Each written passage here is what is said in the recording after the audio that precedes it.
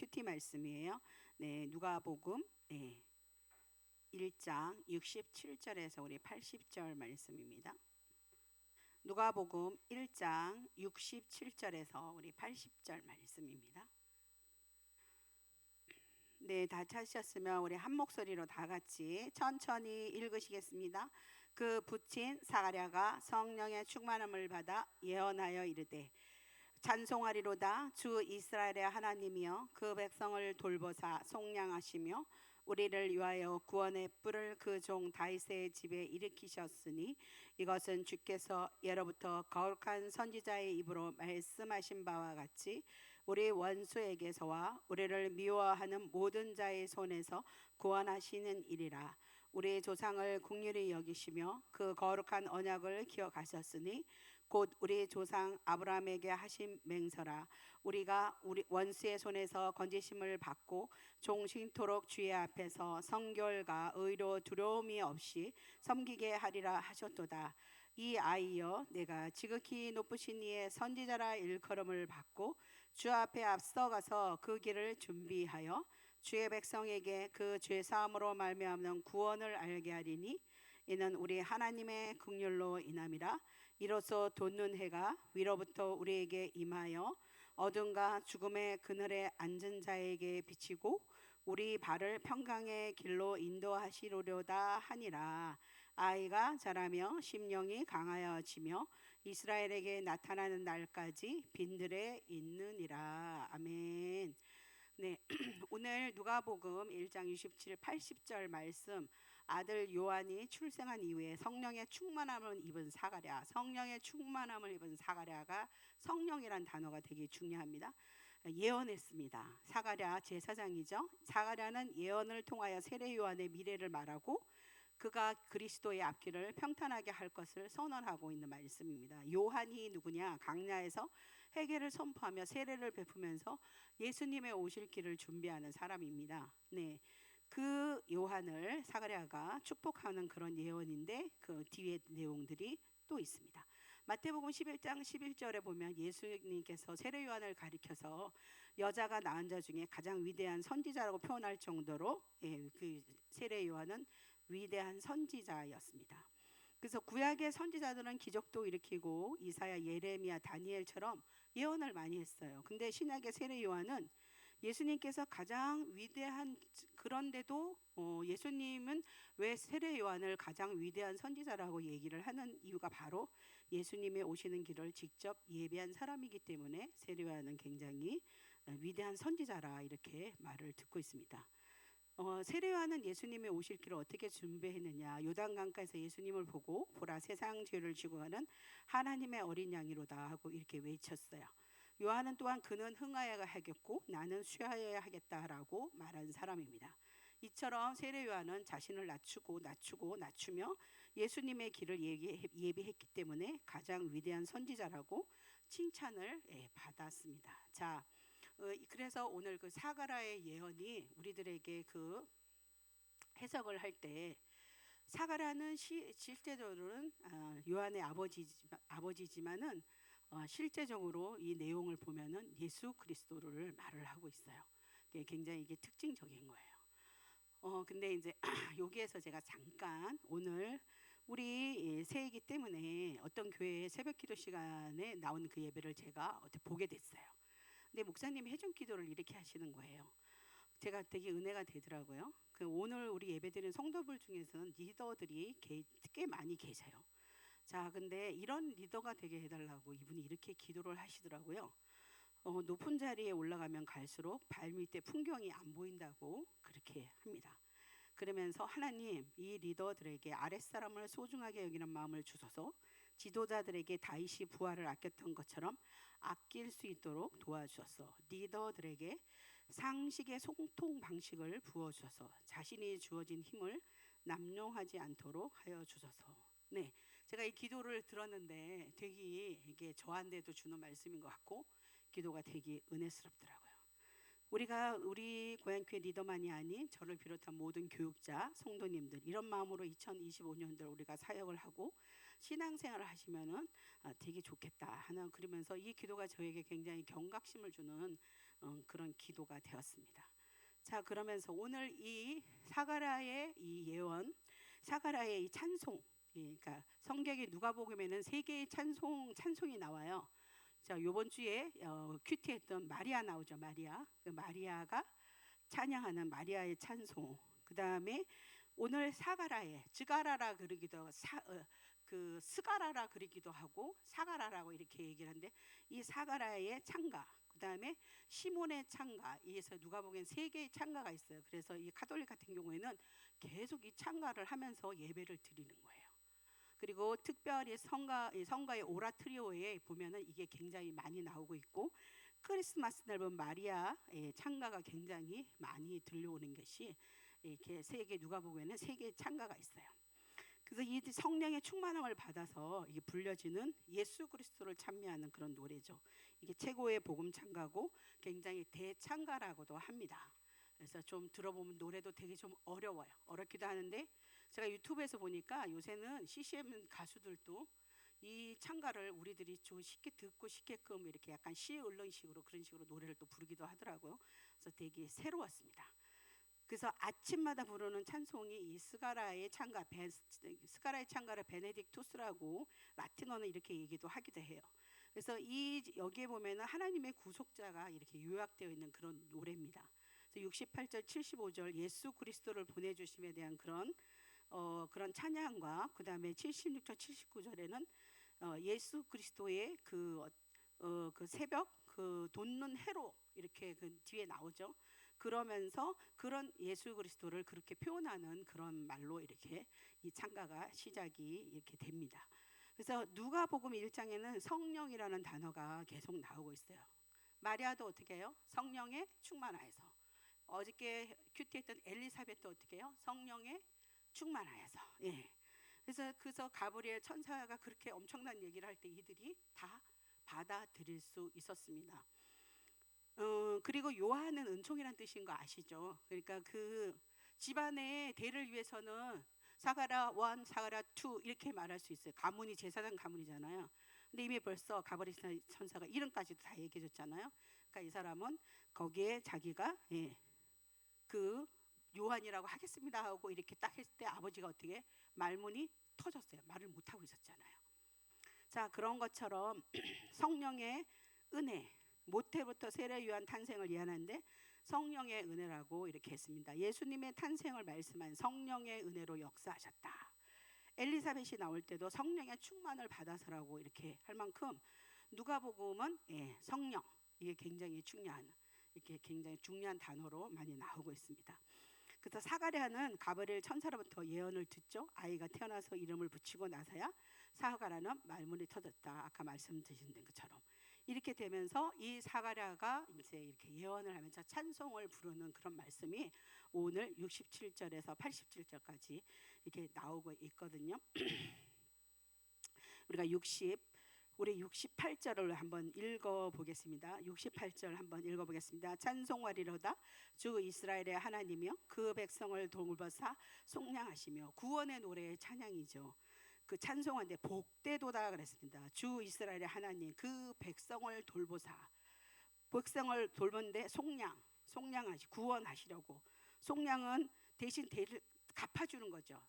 대신 어떤 빚을 갚아준다는가 속전하신다는가 그러니까 누가 하나님이 우리를 속량하신다는 그런 거예요. 구원하실 목적으로 하나님이 우리를 속량하시는데 근데 하나님이 어떻게 하셨냐? 하나님이 오셨다는 거예요. 하나님이 오셨는데 그래서 하나님께서 오신다는 것을 그 헬라어 표현을 한다 보면은 이 목사님 방문이라는 표현을 하시더라고요. 하나님이 방문을 하셨다는 거예요. 이 땅에 구원하실 목적으로 이 땅에 오셨다는 것입니다. 근데 이거 제가 요 말을 딱 들었을 때 옛날에 원래 사모님이 하나님이 이 땅에 오셨다. 자기는 너무너무 깜짝 놀라요. 이제 하나님께서 더 영적인 은혜를 주시려고 그러니까 하나님이신데 이 땅에 오셨다는 거예요. 예. 거기에 자기 너무 놀는데 오늘 여기도 이 사가랴가 똑같이 이렇게 해서 방문을 하시는 거예요. 방문은 뭐냐? 오셨다는 거예요. 어디에? 이 땅에 오셨다. 뭘 하시려고? 구원하실 목적으로 백성을 돌보시려고 구원하시려고. 자, 우리 69절 우리 말씀 한번 읽어보겠습니다. 우리를 위하여 구원의 불을 그 종 다윗의 집에 일으켰으니. 구원의 불은 굉장히 능력 있는 거죠. 구원의 불, 예, 능력 있는 그 구원의 뿔이라고 했습니다. 그리고 다윗의 가문을 통하여 구원의 뿔을 일으키셨다고 그렇게 했어요. 우리를 능력 있는 구원자를 구원의 그 종 다윗의 집에 일으켰으니, 예, 사가랴가 뭐냐면은 그 구원자가 어디서 나오냐면은 다윗의 집에서 나온다고 지금 이렇게 사가랴가 예언을 하고 있습니다. 그러면서 70절에서 우리 71절까지 한번 읽어 보겠습니다. 70절 말씀. 이것은 주께서 예로부터 거룩한 선지자 입으로 말씀하신 바와 같이 우리 원수에게서와 우리를 미워하는 모든 자의 손에서 구원하신 일이라. 예, 이것은 단순히 즉흥적인 그런 사건이 아니라는 거예요. 하나님이 어떻게 해요? 오래전에 계획을 했다는 거예요. 그래서 하나님께서 말씀하신 것은 우리를 구원하시는 일인데 어디냐? 어떻게 해서 어디에서 구원하시는 거냐? 원수에게서 미워하는 자에게서 우리를 구원하신다고 그러시는 거예요. 이건 그냥 어느 즉흥적인 그런 생각과 그런 거에서 사건이 일어난 게 아니라 오래전부터 계획을 하셨던 것이고 우리를 어디에서?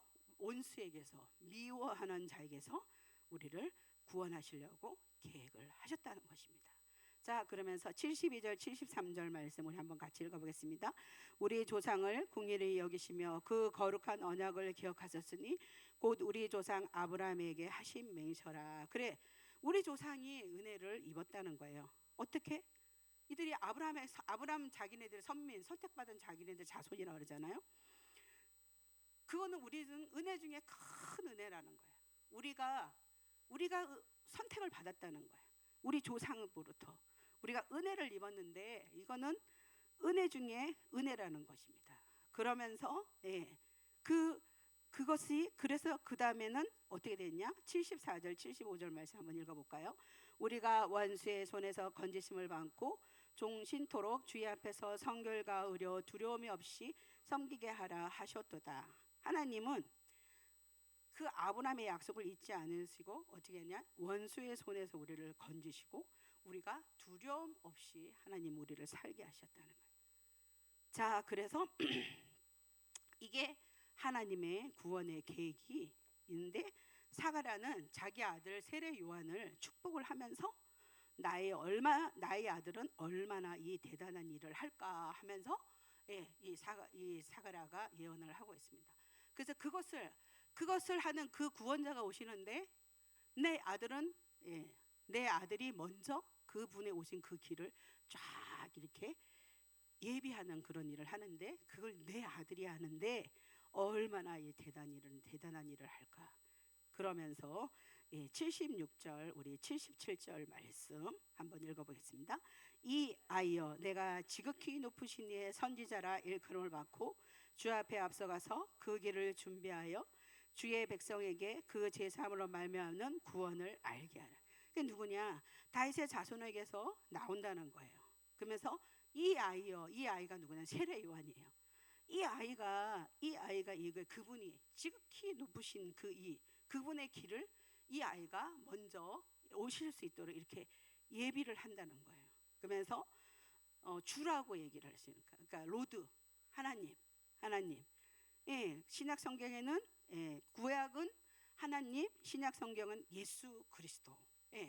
그러면서 이것을 준비할 사람으로 내 아들 세례 요한이 선택되었다는 것을 사가랴가 자기 세례 요한의 그 탄생의 축복을 예언도 같이 하는 거예요.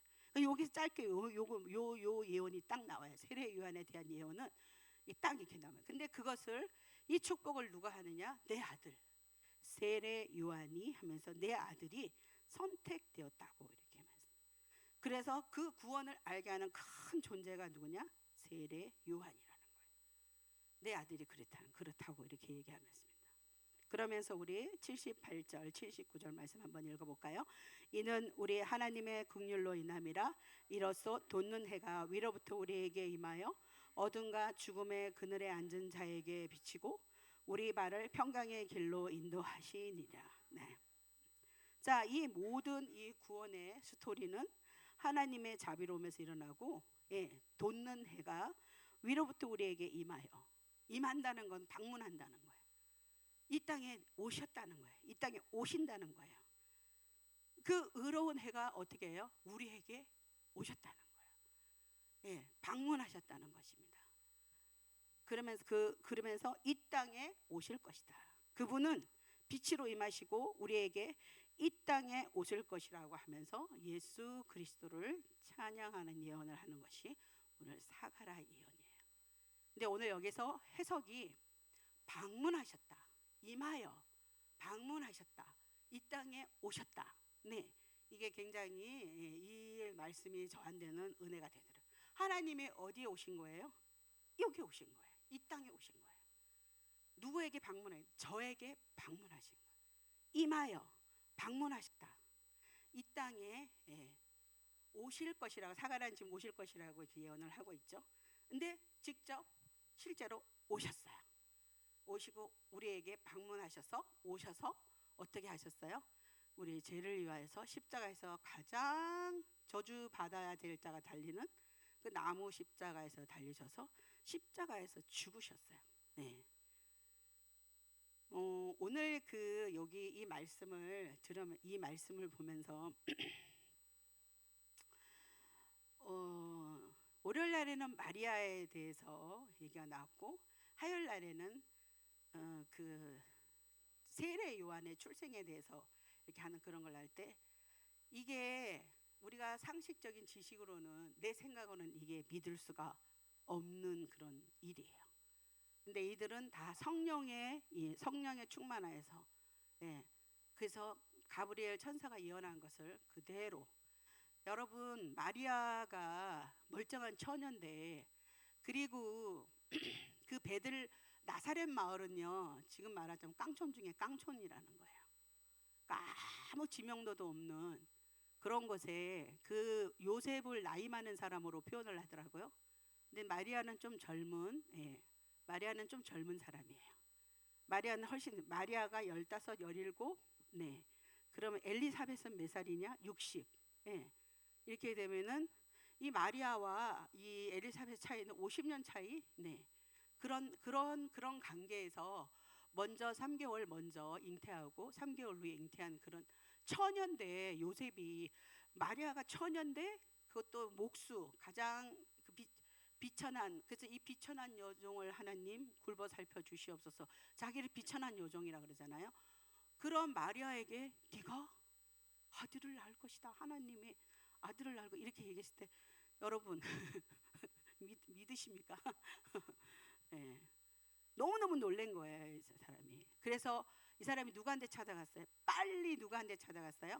네, 그 사가랴 엘리사벳 사촌이에요, 사촌. 가서, 근데 이미 벌써 엘리사벳은 알고 있었죠. 가서 막, 네 주님의 말대로 저는 그대로 순종하겠나이다, 이렇게 자기가 입으로 말해놓고는 행동은 어떻게 해요? 너무 두려우니까 막 엘리사벳을 찾아가는 거예요. 그래서 그 엘리사벳이 엄청 위로를 해주죠. 엘리사벳이. 그러면서 거기에 위로를 받아서 몇 개월을 지나다가 이제 이렇게 그 마리아가 돌아오게 되는데, 그런 모든 모습들, 그 엘리사벳이 그렇게 마리아를 굉장히 이렇게 돋구어주고 그 성령의 충만을 받아서 마리아에게 그 믿음의 말을 해주는 그런 것을 볼 때 참 많이 은혜스럽더라고요. 그러면서 또한 세례 요한 자체도 이들이 하나님께서 그들에게 가르쳐 주시고 그렇게 했지만은, 자기네들의 그 모든 그 주위의 사람들도 다 뭐냐면은 세례 요한이라는 이름을 하지 말고, 요한이 가장 흔한 이름이라는 거죠. 그걸 하죠. 여호와는 은혜로우시다, 은총이라는 그런 뜻이 있는 게 요한이에요. 근데 그런 이름 하지 말고 사가랴 1, 2, 당신이 왕이니까 2, 그 가문의 그 대대로 인해는 그 영광, 그리고 그 아이가 태어난 거에 대한 모든 친족들, 그 다음에 그 마을 사람들이 다 이렇게 집중하고 있는 거예요. 왜냐하면은 엘리사벳과 그 사가랴가 그 마을에서 인지도가 굉장히 관심이 많은 그런 성품을 드러내는 그런 사람이었기 때문에, 그들에게 자식이 태어나는 거에 대해서 사람들이 다 관심을 가지면서 어떤 이름을 지어야 될 것이냐 이러면서 막 사람들이 이군에서 사가랴 가문이라 그래라, 사가라 투라 그래라, 막 이렇게 사가라라 이게 지어라, 막 이렇게 얘기를 하는데 이들이 믿음을 보이죠. 우리는 아니다. 예. 하나님께서는 이미 이름까지 했어요. 요한이라고 한다. 이렇게 하면서 그 세례 요한. 그러면서 이들의 그 믿음이나 이런 글 볼 때 월요일날 화요일날 큐티 말씀 되게 많이 은혜스럽더라고요. 예. 근데 중요한 것은 성령에 충만하니까 무엇이든지 하나님 그 순종할 수 없는 그런 순종도 순종의 자세로 나오게 되고 은혜가 되더라고요. 그래서 하나님께서 우리가 왜 성령 충만해라, 성령 충만해라 하는 그런 말씀이 정말 진짜 내가 순종할 수 없는 그런 어떤 사건과 그런 거 있을 때 성령께서 강권적으로 역사하실 때 그 음성을 들을 때는 우리는 순종할 수 있다는 겁니다. 근데 오늘 성도 오늘도 마찬가지로 이 자기 아들에 대한 축복에 대한 자기 아들이 태어난 축복에 대한 그 예언이 많아야 되는데 조금밖에 안 나오면서 누구를 예언을 하느냐? 앞으로 오실 누구예요? 예수 그리스도가 그분이 우리를 구원할, 우리를 속량하시려고 오시는 그분을 찬양하는 그런 예언을 하는 그 사가라가 대단한 사람인 것 같습니다. 그걸 예언을 하면서 근데 거기에 오늘 임하여 이렇게 하는데 이 땅에 오셨다는 거예요. 이 땅에 방문하셨다. 네, 이 말씀이 굉장히 많이 은혜가 되더라고요. 여러분 오늘도 성도 여러분 오늘 이 시간 이 밤에도 성도 여러분에게도 그분이 임하셨기 때문에 그분이 여러분을 방문하셨기 때문에 오늘도 여러분 감사해서 오늘 이 시간 예배 나오셨잖아요. 예. 그렇기 때문에 나에게 오셨다. 나에게 임하셨다. 나를 방문하셨다. 예수님이 하나님이 나를 방문하셨다. 정말 그냥 인생은 그냥 끝나는 거예요. 그냥. 네. 나 이제 더 이상 바랄 게 없어요. 이 방문한 그분 그런 분을 이 사가라가 오늘 예언을 하고 있어요. 오실 것이라는 거면서 사가라는 하나님 우리를 돌보시고 구원해 주시고 구원받는 그 주님의 자녀의 길은 어떻게 해요? 평강의 길로 인도하시는 분이라고 사가라가 얘기를 하고 있어요. 사가라의 찬양에 잘 보면은 아들을 얻은 기쁨 얼마나 큽니까? 엄청난 기쁨이죠. 이 자랑에 대한 이야기는 이게 별로 찾아볼 수가 없어요. 오히려 이 아이가 그분이 오실 길을 먼저 이렇게 예비할 때 얼마나 이게 우리 아이가 선택을 받았는데 얼마나 대단한가. 오히려 그거를 얘기를 하며 오직 이 사가랴는 하나님 구원에 대한 그런 은혜를 찬양하고 있는 것이 이 사가랴의 예언의 특징이에요. 그래서 예수 그리스도를 찬양하는 것이 이 사가랴의 예언의 특징입니다.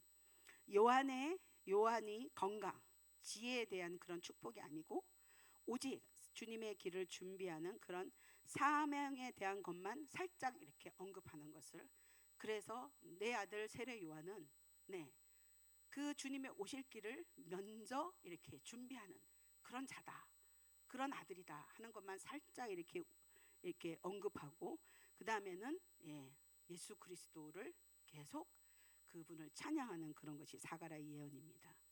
그래서 세례 요한도 어떻게 해요? 그는 흥하야겠고 나는 쇠하여야 한다라고 이 말씀했던 세례 요한처럼 아버지 사가랴도 똑같이 어떻게 해요? 구원을 베풀으신 하나님께만 집중하는 부전자전 그런 모습을 보여주는 것이 오늘 사가랴의 예언입니다. 그래서 이 사가랴의 그 예언이 이렇게 볼 때 그 예수 그리스도를 이렇게 할 때 그것을 예언을 하는 건 대단 엄청난 예언인 거예요. 누가복음은 이거를 이것부터 시작을 하면서 누가복음이 이렇게 시작되는 것입니다. 그러면서 누가복음 끝까지 이렇게 가시다 보면은 정말 확실한 예수 그리스도를 여러분이 깊게 만약 큐티를 많이 잘 하시고 그러시고 누가복음을 더 깊게 보시고 그러신다면은 내가 이때까지 몰랐던 그 예수 그리스도를 더 깊이 알 수 있는 그런 은혜의 시간이 될 것입니다. 그래서 사가랴의 예언이 굉장히 중요해요. 오늘 성도 여러분, 하나님이 어떤 분이시나, 하나님 어떤 분이실까? 예, 구약 시대, 신약 시대, 지금도 하나님은 변함없이 우리를 돌보시고 하나님은 우리를 구원하시기를 원하십니다. 그리고 그 구원받은 자의 길을 어떻게 해요? 평강의 길로 인도하시기를 원하시는 분이십니다. 오늘 성도 여러분, 이 하나님을 여러분 믿으시죠? 네. 그러면 성도 여러분은 하나님의 자녀입니다. 네. 그래서 제가 계속 메시지로 여러분 오늘 큐티 하셨을까요? 예. 저 조금 하다 말 거예요 이제. 제가 그렇게 할 때는 성도 여러분을 좀 생각하는 마음이기 때문에 제가 하는 겁니다. 여러분 메시지 하는 거 쉽지 않습니다. 네, 제가 이렇게 큐티를 하고 그러니까 저도 약간 많이 은혜가 돼가지고 그것을 직장 생활에 힘드시고 우리 청년들은 그거 읽을 시간도 없고 직장 생활 바쁘신 분들은 사실 읽을 시간도 없을 거예요. 저는 그렇게 생각이 들어요. 저도 주일학교 선생을 꽤 20대부터 꽤 오랫동안 했는데 너무너무 미안한 게 아침에 와가지고 솔직히 공부 하나도 안 했거든요. 그러면서 애들하고 같이 읽으면서 같이 공부를 하는 거야.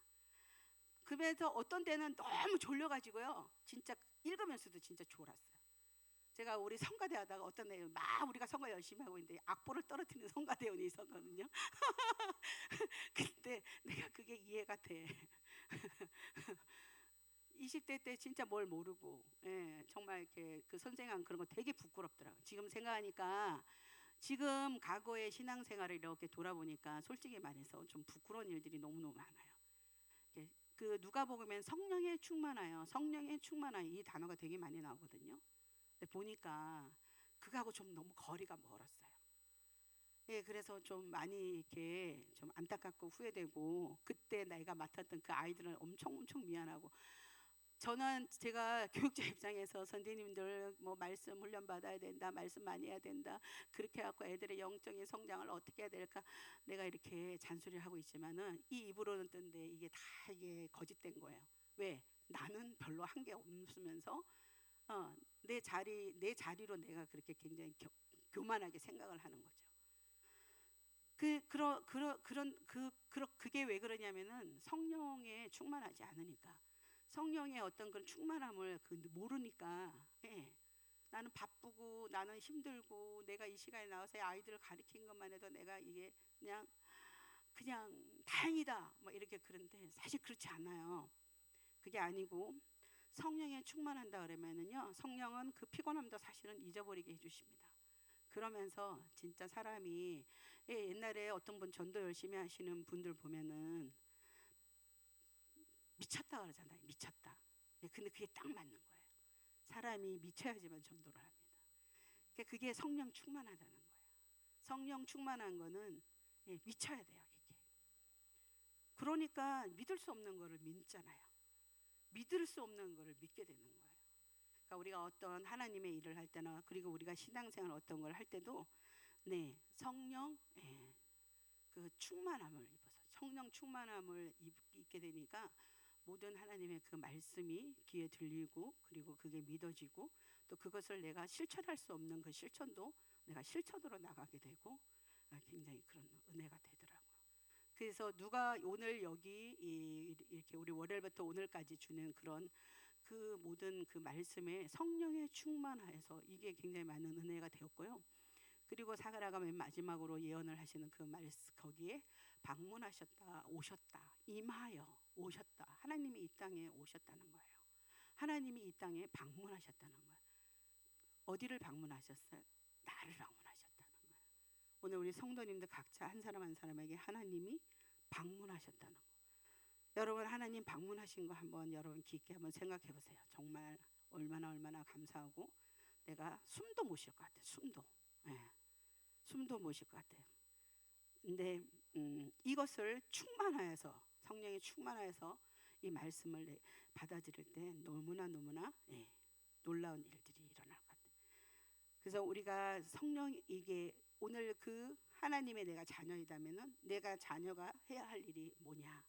하나님을 높여드리고 우리에게 행하시는 그 하나님의 일들을 찬양하면서 신앙생활 하는 것이 그것이 우리들이 해야 할 일입니다. 오늘 우리 고향교회 성도님들, 오늘 예배 나시는 분들에게 이러한 축복이 임하시기를 축복합니다. 네, 여러분 그렇습니다. 여러분 오늘도 여러분께서 좀 우울하셨을 것 같아요. 그리고 한 해 한 해 가면서 시대는 더 어둡고, 그 요새 별들에게 물어봐 드라마가 있잖아요. 근데 우주에서 뭘 해요? 정자와 난자가 만나서 아이 생명을 만드는 거예요. 그래서 정거장 우주를 왜 가나 그랬더니 그 우주에서 우리들이 할 수 없는 일들을, 엄청난 일들을 많이 하더라고요. 근데 그 드라마에 보면은 남자의 정자가 찢어졌어요. 근데 이 땅에서는 그 찢어진 정자를 못 만들어요. 그 난자가 못 받아들여요. 할 수가 없어요. 근데 그 찢어진 정자를 어떻게 우주에 갖고 가요. 그 우주에 가면 찢어진 정자가 펴진대요. 그 드라마거든요. 근데 드라마 그런 허상을 얘기할 것 같아요. 그건 아닌 것 같아요. 우주 정거장에서, 그래서 거기서 연구하는 게 뭘 연구해? 치매. 그래서 쥐가 한 마리가 얼마냐면 그 우주 정거장에 가는 게 200만 원이에요. 200만 원. 쥐 한 마리 가져가는데. 그 드라마가 되게 좀 약간 여러분 제가 좀 새롭더라고요. 나는 우주 정거장 이런 거 잘 우주 이런 거에 대해서 진짜 별로 관심이 없는데 거기서 뭘 하나 했더니 그러면서 거기에서 그 우주는 무중력 시대잖아. 그래서 떠갖고 다니잖아요. 걔네들이 이렇게 떠갖고 이렇게 다니잖아요. 거기에서는 많은 실험을 할 수 있나 봐요. 그래가지고 그 치매, 이 쥐를 가지고 그리고 초파리. 초파리가 거기서 애기 낳는 거 보셨어요? 초파리가 거기서 아이를 낳는 거예요. 그 초파리, 그 다음에 마우스, 쥐를 가지고 거기에서 치매에 대한 연구를 하고 유명한 박사들이 몇 명이 거기 들어가가지고 그 사람들이 그걸 해서 거기서 성공을 해서 이 땅에 내려와고 누구들한테 우리 인간들한테 그래서 인간이 엄청나게 발달해서 너무너무 발달해. 그래서 재벌이 자식이 정상적인 걸로 자식을 못 보는 거예요. 아들이 후계자가 있는데 그 아들이 건설 현장에서 물건이 떨어지는데 그 사람을 밀쳐버리고 아들이 그걸 맞아서 재벌 아들이 대를 못 잇게 죽었어요. 근데 딸도 유산이 돼가지고 자식을 못 낳는 거예요.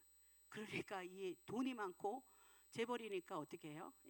우주 정거장에 700억이라는 그런 돈을 내고 그 정거장 손님을 받는데요. 700억이라는 돈을 손님을 내고 그 산부인과 의사를 그 수정란을 잘하는 그 산부인과 의사를 그걸 가지고 우주 정거장에 들어가 가지고 그 아들이 죽기 전에 그 정자를 갖다가 보관을 했는데 그 아들이 그 정자가 찢어져 가지고 우주에 가면은 이게 펴집니다. 이렇게 돼 가지고 자기의 그 대를 이으려는 그런 어떤 그런 스토리도 있고 되게 대단하더라고요. 대단하면서 근데 시대는 굉장히 놀랍게 발전하고 그런데 시대는 점점 더 어둡고 요번에 거기 학생들 세미나 그 교사서 세미나 갔었을 때 우리 권사님이 얘기해 주는데 강남 서초동 그쪽에서 20년 동안 청소년 사역을 하시는 그 목사님이 20년 청소년을 사역을 했는데 거기에서 자기가 11명의 자살 애들을 갖다가 장사를 치러줬다. 애들이 11명이나 자살을 했는데 20년 동안 그 애들은 아무것도 너무너무 풍족하고 부족한 것이 없어 보이는 그런 애들인데 애들이 자살을 한다는 거예요. 자기가 20년 동안 11명을 보냈대요. 그래서 너무너무 쇼킹한데 나중에 그 목사님이 하신 얘기가 그 없는 게 없는 그 동네잖아요. 그러니까 애들을 원하는 대로 모든 걸 다 해주고 그런 사역을 했다 자기는 잘했다 생각했는데 거기에 그 어떤 애가 목사님 그런데 목사님 우리한테 복음을 안 주셨잖아요. 이렇게 얘기를 하셨다는. 그러니까 막상 내가 뭘 잡으려고 그러는데 난 죽을 것만 같은데 뭘 잡으려고 그러는데 잡을 게 없는 거예요. 그래서 애들이 자살한 애들이 11명이나 된다. 자기가 20년 동안 11명의 애들을 보냈대요. 저 그 얘기 듣는데 되게 쇼킹하더라고요. 한국이 왜 자살 일인가? 또 거기서 벌써 다 나왔어요, 벌써. 그러면서 그럼 우리 군포에 사는 사람은 안 그런가? 전 똑같다고 생각해요. 자, 그 너무너무 이렇게 그 우주정거장에 가서 진짜 못할 게 없는 그런 시대, 너무너무 좋고 그런 시대인데, 이 시대가 어둡고, 굉장히 어둡고, 사람들에게 평강이 사라지고, 사람들은 되게 불안하고 염려가 넘치는 그런 시대입니다. 이 시대가. 그래서 보이진 않지만 사람들 마음속에 무의식적으로 다 두렵고 염려하고, 사람들이 이게 그리고 마음이 두근두근두근하고 빨리 뭔가 이렇게 뭔가가 내가 행복한데, 그 어떤 배우는 행복이란 단어를 못 해갖고 끝까지 그냥 마감 그 프로그램을 마치더라고요. 행복이란 단어를 그 배우는 행복이란 단어를 난 행복합니다 말해보세요 했더니 그 배우가 말을 못하는 거예요. 근데 끝까지 말을 해보려 이게 뭐 어떻게 하고 막 이렇게 굉장히 그런데 그 배우는 그 말을 못하고 그 프로그램을 마쳤어요. 네, 뭐가 그 문제일까요? 그게 그 뒤에 자기에게 이렇게 입에서 절대로 난 행복합니다 이렇게 말을 할 수가 없는 그런 뭔가가 있는 거죠. 그러니까 우리가 겉모습 보기에는 아무렇지 않더라도 그 안에 정말로 우리가 상상할 수 없는 그런 것들이 있는 그런 것이 넘치는 시대가 이 시대라고 얘기합니다. 근데 우리 그리스도인들은 어떻게 해야 될까요? 여러분, 그럴수록 어떻게 해요? 오늘 보면은 이 사가랴 제사장이지만은 위대한 예언을 하잖아요. 그 자살하고 싶은 그 학생에게 하나님이 그에게 방문하셔서 찾아오셨다 그러면은 정말 끝나는 거예요. 걔는 절대로 그렇게 할 수 없는 거예요. 그분이 방문하시는 거예요. 그러니까 우리는 벌써 오신 분이시잖아요. 예수님이 나를 방문하셨잖아요. 네. 그럼 뭐 우리 뭐 더 이상 나 우래요. 나 죽고 싶어요. 나 힘들어요. 못 살겠어요. 네. 실제로 우리가 말로는 그렇게 하는데 실제 그렇지 않아요. 그렇습니다. 우리 고향교에서 제일 싼 집에 사는 제가 영구임대 아파트. 우리 고향교에서 우리 집이 제일 싸거든요. 근데 좀 되게 좋아요. 그래서 너 나이가 많으니까 이제 너 이제 별로 이렇게 그냥 뭐 이렇게 가질 거 없고 그러니까 뭐 그런데 아니에요. 그렇지 않은 것 같아요. 그리고 그러더라고요. 그 고생 이렇게 힘들고 그럴 때일수록 그게 나한테 안 좋은 게 아니라 어때요? 그때 주님을 더 찾아요. 이 밤에 나와서 저 음악 소리에 기쁨의 날 주시는 노래 들어봐요. 막 눈물이 막 나와요. 막 어떻게 할 수가 없어요. 그런 기도를 한번 해보면 저기서 음악이 기쁨의 날 주시는 음악 노래가 봐서 거기에 봐서 내가 막 울어요. 여러분 그렇게 한 번씩 다 울어보시면 여러분 다 울어보셨겠지만 너무너무 좋습니다. 그러면은 이때까지 모든 이런 했던 것들 다 사라지는 거예요. 다 사라져요. 다 사라지고 김영석 교수님도 그러시더라고요. 아니 고난을 모르는데 어떻게 행복하기를 원해? 이렇게 얘기하시는. 고난이 있으니까 내가 부인을 10년 동안 수발했기 때문에 내가 내 부인에 대한 감사와 내 부인을 더 알게 되고 나는 더 많은 것을 얻었어요. 막 이렇게 얘기를 하시는 거예요. 그러니까 하나님 만나시면서 여러분 가장 그 좋은 CCM을 들으시면서 이 고요한 밤중에 아무도 나를 타치하지 않아요. 막 기도해 보세요. 그러면 여러분 너무너무 좋습니다. 하나님 막 부어 주셔요. 막 그 때문에 우리는 우리는 불행하지 않아요. 우울하지 않아요. 절대로. 그래서 우리 단어가 뭐냐? 여호와를 의지하라. 우리 그리스도인은 여호와를 의지하는 것밖에 없다. 네, 그래서 여러분들은 우리의 사이의 모든 데 휩쓸리지 마시고 어떻게 해요? 우리는 그리스도를 의지해야 되는 것입니다. 네, 그래서 오늘 제가 설교 준비한 건 조금밖에 안 돼가지고 제가 다른 얘기로 좀 많이 시간을 끊었습니다. 그래도 이제 마침 말씀을 마쳐야 될까요? 오늘 이 밤에 또 나에게 오늘 방문하셨어요. 누가 예수님을 방문하셨어요. 오늘 그 방문하시는 예수님 여러분 다 만나셨을 줄로 믿습니다. 그러면서 매일 예수님을 만나시는 나에게 오시는 나를 방문하시는 그 예수님과 항상 동고동락하시면서 동행하시면서 살아가시면서 놀라운 2025년 되는 우리 고향교회 성도님들의 기적이 일어나시고 놀라운 일들이 일어나시기를 이 시간에 우리 축복합니다. 네.